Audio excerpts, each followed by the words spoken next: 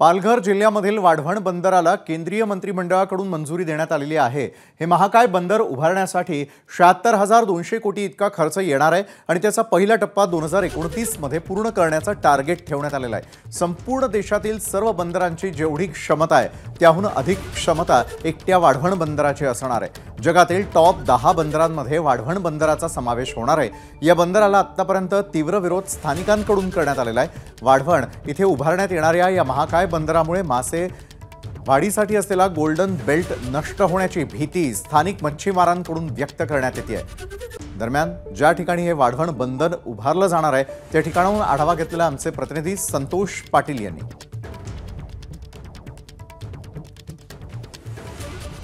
मोदी सरकारचा dream project असलेलं पालघर जिल्ह्यातील महत्त्वाचं जे प्रस्तावित वाढवण बंदर आहे, या वाढवण बंदराला केंद्रीय कॅबिनेटने मंजुरी दिली आणि त्यानंतर कुठेतरी इथे स्थानिकांमध्ये काहींचा विरोध तर काहींचा जो सपोर्ट आहे तो ह्या बंदराला मिळतोय आणि त्याच ठिकाणी मी आहे। आपण पाहू शकतो की हे बंदर आहे ते इथून समुद्रात 6 किलोमीटर अंतरावरती आहे। ते आतमध्ये उभारलं जाणार आहे।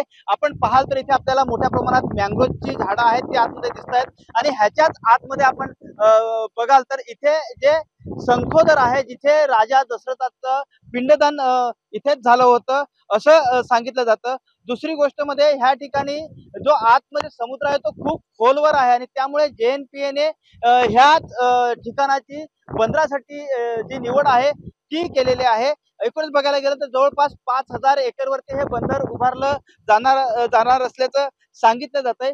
ते एका बाजूने विरोध होतोय तर दुसरी बाजूने सांगितलं जातंय की इथूनचं हे बंदर जर उभं केलं तर मोठ्या प्रमाणात इथूनच्या स्थानिकांना रोजगार मिळेल आणि इथूनची बेरोजगारी आहे ते संपवण्यासाठी मदत होईल आणि त्यामुळे काहीकांना बंदर हवं आहे तर काहीकांना नको आहे। मात्र आता जी लोकसभा झाली त्याच्यात आपण बघितलेलं आहे की इथूनचा पश्चिम किनारपट्टीचा भाग आहे ह्यांनी BJPलाच मतदान केलेलं आहे, त्याच्यामुळे शासनाचा सुद्धा काहींकडून वर्तवण्यात येते। एकूणच पाहायला गेलं तर आताही असं आहे की आता कुठेतरी आपण ह्या भागात जेव्हा फिरतोय तेव्हा काही लोक आताही ह्या बंदराला विरोध करतायत। मात्र आमची जी लढाई आहे ती आम्ही कायम ठेवू असं संघर्ष समितीकडून सांगितलंय।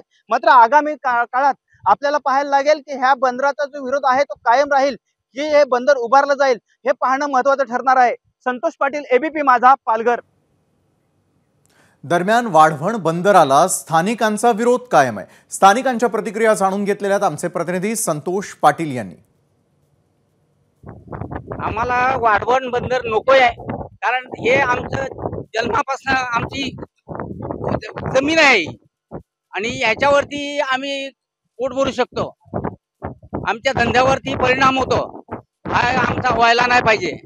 इथे रामभूमी आहे, इथे रामा दशरथ राजाचा पिंडदान झालेला आहे, ही पवित्र भूमी आहे, म्हणून आम्हाला वाढवण बंदर नको आहे। आम्ही हे बंदर कदापि होऊन देणार नाही, कारण तर जीवन मरणाचा प्रश्न आहे, हे रोजीरोटीचा प्रश्न आहे आणि आमच्या आयुष्याचा प्रश्न आहे। आम्ही हे बंदर आम्हाला नकोय, आम्ही कदापि होऊ नाही देणार। आमचे मरते दम तक आम्ही बंदर होऊ देणार नाही।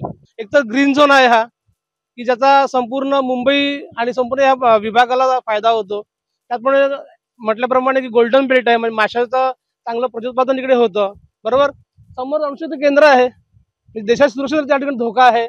डायमेकर्स आहेत, बागायतदार आहे, इकडचा चिकू हा पूर्ण जगामध्ये फेमस आहे। तर सगळ्या गोष्टी नष्ट होणार आहेत आणि जे काही दावे करतात म्हणजे की नुकसान होणार नाही, हे होणार नाही, तर आतापर्यंत असे अनेक प्रकल्प झाले, प्रत्येकाला अनुभव आहेच त्यांचे दावे किती हे होतात। ते कायद्याने आम्हाला ज्या काही हे दिलेले आहेत म्हणजे संरक्षण दिलेलं आहे ते सुद्धा जुमानत नाही।